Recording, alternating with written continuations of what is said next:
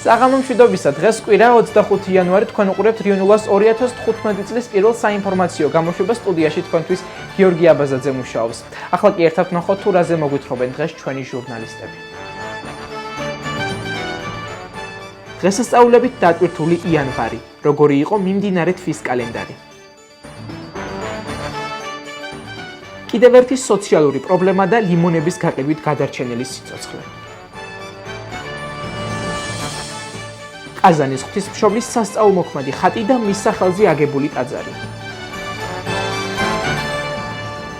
რამდენიმე წუთში რუბრიკას საინტერესო ამბები სხვადასხვა სიახლეებით შემოგვიერთდება. რიონულას ზამთრის მხიარული არდადეგები, შემოქმედებითი ჯგუფის კიდევ ერთი საინტერესო დღე. განვაგრძელოთ გამოშვებას. მოგეხსენებათ, იანვრის თვე დატვირთულია სადღესასწაულო დღეებით. როგორი იყო მიმდინარე თვის კალენდარი, დღეს ანი როსტიაშვილი შეაჯამებს. მოგესალმებით ძვირფასო მეგობრებო. მოგეხსენებათ, იანვრის თვე ყოველთვის ახლის საწყისია. ამიტომ იგი გამოირჩევა სხვა დანარჩენი თვეებისაგან. გადავწყვიტე მოკლე მიმოხილვა გამეკეთებინა იანვრის დღესასწაულების შესახებ. შობა ახალი წლისთვის, როგორც მთელ მსოფლიოში, საქართველოშიც დიდი მონდომებით ემზადებიან. ეს ორი დღესასწაული ერთ-ერთი ყველაზე მნიშვნელოვანია ჩვენთვის. ნაძვის დღეს ტრადიციისამებრ ოჯახებში ახალ წლამდე რამდენიმე დღით ადრე დგამენ. მის მოსართავათა და გასალამაზებლად კი სხვადასხვა სათამაშოებს, ნათურებსა და წვიმებს იყენებენ. ახალი წლის ღამეს ოჯახის წევრები ერთმანეთს საჩუქრებს უძღვნიან. ეს ტრადიცია უკავშირდება სპარსელი მოგვების მიერ ახალშობილ ქრისტესათვის საჩუქრების მირთმევას. ქრისტიანულ სამყაროში სანთელი ქრისტეს მსოფლიოს სინათლის სიმბოლოა.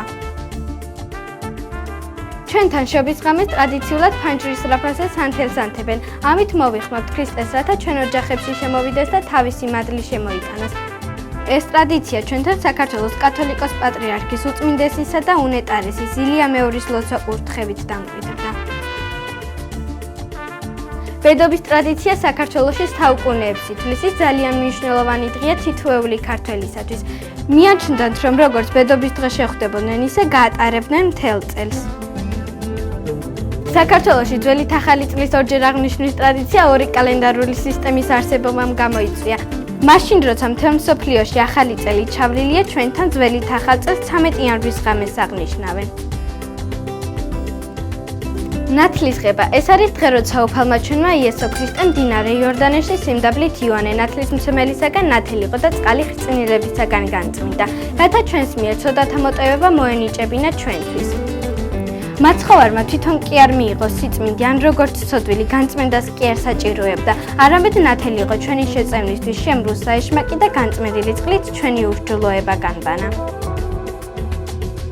საქართველოში ქრისტიანობის მქადაგებლისა და გამავრცელებლის წმინდა ნინოს ხსენების დღე ძველი სტილით 14 იანვარსა და 19 ივნის, ხოლო ახალი სტილით 27 იანვარსა და 1 ივნის აღინიშნება.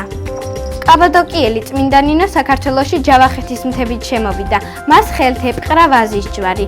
საქართველო მეოთხე საუკუნეში სახელმწიფო რელიგიად ქრისტიანობა გამოაცხადა, რაც წმინდა ნინოს ქადაგების შედეგი გახლდათ. ორ დღეში ნინოობის ბრწყინვალე დღესასწაულს აღნიშნავს ქრისტიანული სამყარო. წინასწარ გილოცავთ, მე კი ამ ინფორმაციით გემშვიდობებით. მომავალ შეხვედრამდე. ალბათ ბევრ თქვენგანს ქუჩაში კიბეზე ჩამომჯდარი ახალგაზრდა შეგენიშნებთ, რომელიც სევდამორეული სიტყვებით ლიმონის ყიდვას გთხოვს. ერთად ვნახოთ ამ სოციალურ თემაზე თედო მესხისმიან მომზადებული სიუჟეტი.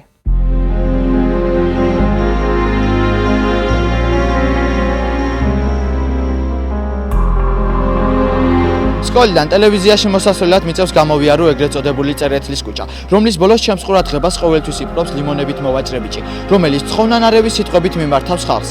ლიმონი, არ გინდათ, წაიღეთ ლიმონი. თითქოს ამ არაფრის თქვენმა სიტყვებმა გადამაწყვეტინა უფრო ახლოს გავცნობოდით ჩემთან ატოლ პიროვნებას, რომლის სახელი და გვარი ბაჩო ქათამაძია. ის დღეს ჩვენი რუბრიკის სტუმარია. მოგესალმები ბაჩო, რამდენი წელია ხარ დაკავებული ამ საქმიანობით? პირველად ვიყავი 7 წლის, როცა დავიწყე ლიმონის გაყიდვა. წავედი ბაზარში და ვიყიდე რამოდენიმე კილო ლიმონი და გავყიდე და ვიშოვე რამოდენიმე თანხა. და სახში რომ მივიტანე ეს თანხა, მშობლებმა თავიდან არ დაიჯერა, იმიტომ რომ ვიყავი პატარა 7 წლის და დედაჩემმა მითხრა, საიდან გაქვს ეს ფულიო და უბრალოდ გაუკვირდა, რომ ეგონა რომ მოვიპარე და რო უთხარი რომ ასე და ასე გავაკეთე თქვა, ხო, არ დამიჯერა თავიდან და მე მეორედ რო წამოვედი, ხო, წამომყვა რამოდენიმეჯერ, ოღონდ მე არ ვიცოდი.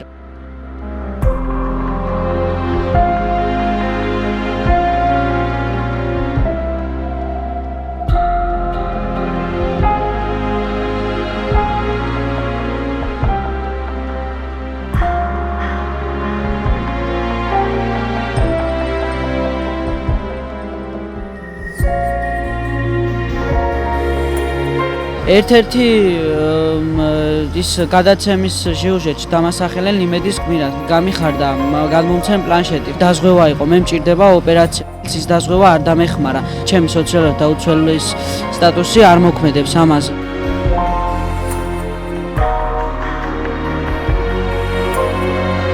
რაზე ოცნებობ? რა არის შენი ყველაზე დიდი სურვილი? ჩემი დიდი სურვილია რომ მქონდეს ჩემი საკუთარი ბინა და ძალიან დიდი მადლობა ვინც მეხმარება ამ საქმიანობაში და გულთან მიიტანს ჩემ იმას. ძალიან დიდი მადლობა. გემშვიდობებით ბაჩოსთან ერთად და ვიტოვებთ იმედს, რომ გამოჩნდებიან კომპეტენტური ადამიანები, რომლებიც გულთან ახლოს მიიტანენ აღნიშნული პიროვნების პრობლემებს. დახმარების სურვილები დაგვიკავშირდით შემდეგ ტელეფონის ნომერზე. 571-83-06-19. ლიმონი არ გინდათ? წაიღეთ ლიმონი.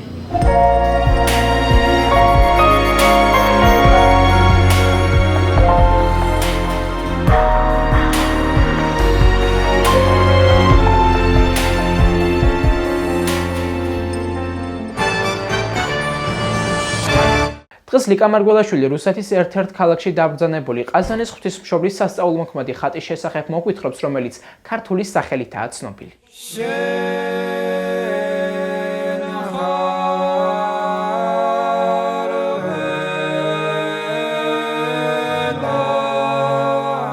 ხატი ქრისტიანულ რელიგიაში იესო ქრისტეს ღვთისმშობლის მოციქულებისა და წმინდანების ფერწერული ან რელიეფური გამოსახულებაა.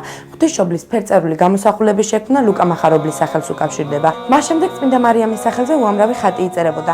აღსანიშნავია, რომ მისადიდებლად შექმნილი ხატების სია 135 წიგნის, მათ შორის ქართული ღვთისმშობლის ხატიცაა. 1622 წელს შაჰ-აბასი შემოესია კახიც. საქართველოსთან გაიტაცეს მე-12 საუკუნის ღვთისმშობლის ხატი. იმავე წელს რუსმა ვაჭარმა ეგორ ლიტკინმა სიზმარი იხილა. თითქოს მისკენ მოდის ღვთისმშობელი, სიზმარი მხოლოდ 7 ძილში აუსრულდა. 1625 წელს ლიტკინის თანაშემწე სტეფანე ლაზაროვი ირანს იმყოფებოდა სავაჭრო მიზნით. ოქროში და ძვირფასფლებში შემოსილი ხატი შეიძინა. 1629 წელს დაბრუნდა რუსეთში და საჩუქრად გადასცა იგორ ლიტკინს. ხატი არხანგელსკის ოლქში ჩაიტანეს და გადასცეს მონასტერს. სასწაულმოქმედის ძალით მთელი გუბერნია ჩამოდიოდა სალოცავად. 1650 წელს რუსეთის პატრიარქმა ნიკონმა ქართულ ხატს დღესასწაული დაუწესა 22 აგვისტო. მოგვიანებით კი 1835 წელს ააგეს სამონასტრო კომპლექსი არქიტექტორ გორნისკის პროექტით, რომელსაც ქართული ღვთისმშობლის ტაძარი უწოდეს. 1902 წელს ხატი დაიკარგა. ყაზანის მახლობლად ერთ სოფელში ღამით ხანძარი გაჩნდა. ყველა სახლი დაიწვა ერთის გარდა, სადაც როგორც აღმოჩნდა ქართული წმინდა ღვთისმშობლის ხატი ინახებოდა. ამ სოფელს ქართული, ანუ როგორც იქაურები ეძახიან, გრუზინსკი დაარქვეს. მას შემდეგ ხატი კიდევ ერთხელ დაიკარგა და საბოლოოდ 1991 წელს ნახეს ერთ სალოცავში კედლის გამოქვაბულში.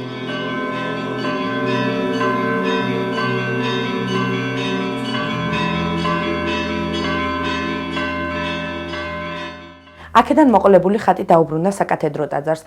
აღსანიშნავია ისიც, რომ ქართველი ემიგრანტები ყაზანში ძალღონეს არ იშურებენ ეკლესიის დასახმარებლად და პატივს გალობით მიაგებენ. ღვთისმშობლის მადლი გფარავდეთ თქვენ და თქვენს ოჯახებს. ამინ.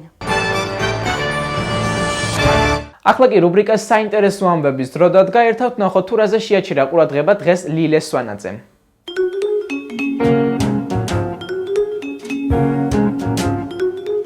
მოგესალმებით საინტერესო ამბების სტუდიიდან. შევეცდები მოგითხროთ იმ ფაქტების შესახებ, რომლებიც თქვენთვის ინტერესმოკლებული არ იქნება. ჩიკაგოელმა ფოტოგრაფმა დენის მანერჩმა მსოფლიოში ყველაზე დიდი ფოტოკამერა გამოიგონა, რომლის დიზაინი კლასიკური ფოტოგარმონის ზუსტი ანალოგი გახლავთ. ფოტოაპარატის სიგრძე 11 მეტრს, ხოლო სიგანე 3 მეტრსა და 66 სანტიმეტრს შეადგენს. სურვილებს შეუძლია დამოწყობილობაში შევიდნენ და შიგნიდან დააკვირდნენ ფოტოს გადაღების ტექნოლოგიას. იცით თუ არა, რომ პირველი მოქმედი პრინტერი მათემატიკოსმა ჩარლზ ბებიჯმა ჯერ კიდევ 1834 წელს შექმნა. ამ უზარმაზარ ქმნილებას ავტომატური ბეჭდვის ფუნქცია ჰქონდა. პრაქტიკაში ის მხოლოდ 50 წლის შემდეგ გამოიყენეს როგორც შემცირებული ფორმატით. ახლა უფრო ახლო წარსულში გადმოვინაცვლოთ. მოგითხრობთ მსოფლიოში ყველაზე დიდი ზომის სამგზავრო გემის შესახებ, რომლის სახელწოდება ზღვის ოაზისი გახლავთ. ლაინერი $2 მილიარდზე მეტად არის შეფასებული. ფინეთში აიგო და ზომით 5-ჯერ აღემატება საყოველთაოდ ცნობილ ტიტანიკს. გემზე, რომელსაც ერთდროულად 6300 მგზავრის გადაყვანა შეუძლია, კეთილმოწყობილი ქალაქის მთელი ინფრასტრუქტურაა განლაგებული. მწვანე საფარის მასივები, საცურაო აუზები, ამფითეატრები და კაფე-ბარები, ულამაზესი აივნებიანი კაიუტები, ბავშვებისთვის სახტამი ანძები, ფიტნეს დარბაზები, რამდენიმე სილამაზის სალონი, არაერთი რესტორანი და გასართობი ცენტრი. აქვეა ფრენბურთის, კალათბურთისა და ფეხბურთის 10-მდე მოედანი და გემისათვის წარმოუდგენელი კიდევ ბევრი რამ. მიუხედავად ძვირის სიამოვნებისა, ზღვის ოაზისზე მოხვედრის მსურველთა რიცხვი დიდია. 20 წლის ბრიტანელი კარლ გრიფითსი გინესის რეკორდების წიგნში შევიდა როგორც მსოფლიოში ყველაზე დიდი ტერფის მქონე ადამიანი.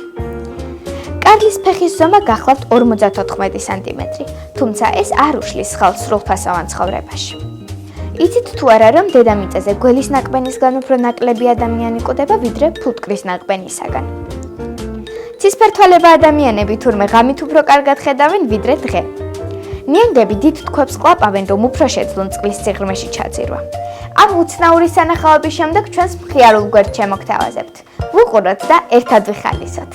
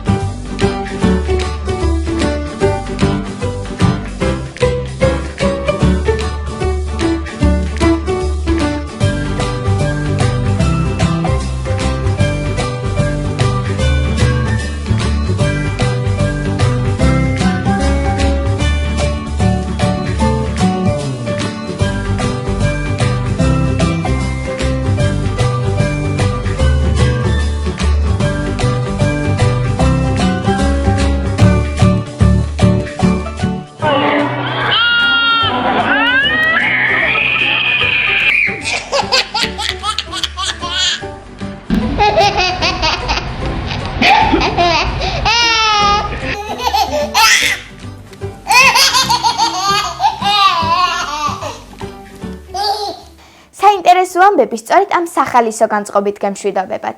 მომავალ შეხვედრამდე. რიგანულა შემოქმედებითმა ჯგუფმა ქალაქგარეთ კიდევ ერთი საინტერესო დღე გაატარა. როგორი იყო ჩვენი შემოქმედებითი ჯგუფის რამდენიმე საათიანი დასვენება, ამას ერთად ვიხილავთ.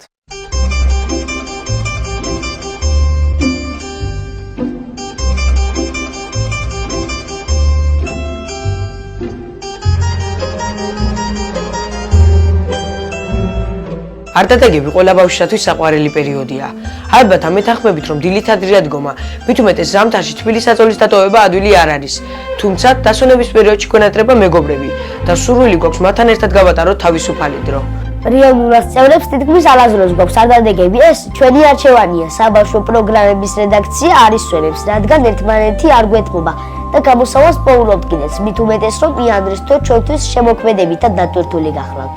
ქრონოლოგიურად მივყვეთ და ერთად ვნახოთ ჩვენი მხიარული არტატეგების სამსახველი ფოტო და ვიდეო მასალა. მანამ კიდევ ერთხელ შეგახსენებთ, რომ თავარი ერთად ყოფნის სურვილი გახლავთ და ეს ყველაზე კარგად ჩვენ გამოგდის.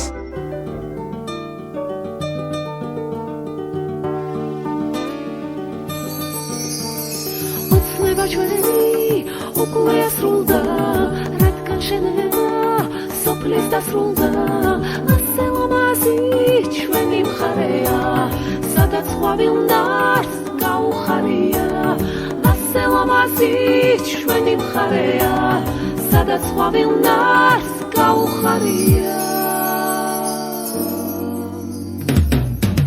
სოფელო, ჩემო სოფელო, ლამაზო ჩემო მხარეო, მინდოდა შენთვის მომევლო, გავიხარეო მინდოდა შენთვის მომევლო და შენი გავიხარეო აქ სიღარიბე მაშინ დასრულდა როცა გაშენდა ჩაის კულტურა როცა დაინგრა ძველი ხუღულა სიხარულის ხმა დაიგუგუნა როცა დაინგრა ძველი ხუღულა სიხარულის ხმა დაიგუგუნა სოფელო ჩემო სოფელო ლამაზო ჩემო მხარეო მინდოდა შენთვის მომევლო და შენი გავიხარეო სოფელო ჩემო სოფელო ლამაზო ჩემო მხარეო მინდოდა შენთვის მომევლო და შენი გავიხარეო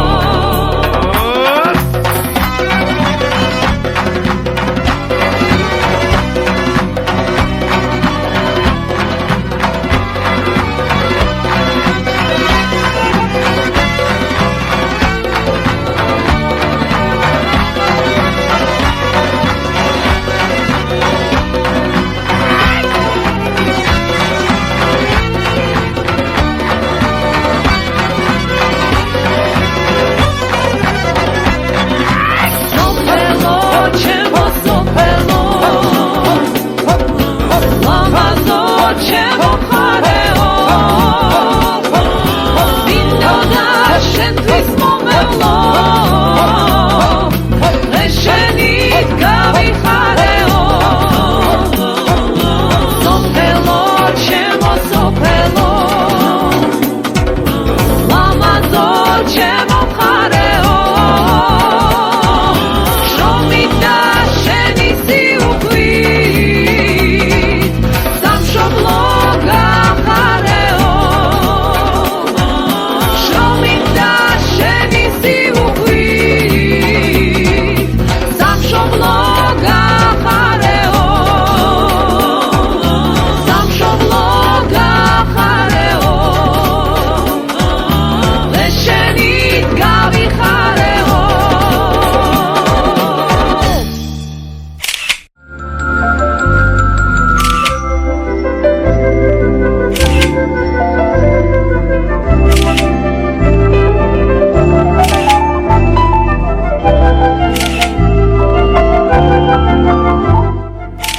როგორც ხედავთ, არც თუ ისე უინტერესოდ გავატარეთ სამთრის სარდადეგები, რომელიც მართალია ხანგრძლივი არ იყო, თუმცა ყოველი წუთი და წამი მაქსიმალურად გამოვიყენეთ. ჩვენო თანატოლებო, თქვენს გისურვებთ ასეთ ბედნიერ და მრავალფეროვან ბავშვობას. გაიხალისეთ ცხოვრება, აიხდიეთ ოცნებები ისე როგორც რიოდულას წევრებმა. და საინფორმაციო გამოშვების მიწურულს შემოქმედებითი ჯგუფის სახელით დაბადების დღეს ულოცავთ ამავე რედაქციის წევრს ლიკა მარგველაშვილს და მას ყოველივე საუკეთესოს ვუსურვებთ. ასეთი იყო დღევანდელი დღე და რიო 0. მე მომავალ შეხვედრამდე გემშვიდობებით, კარგად გრძანდებოდეთ.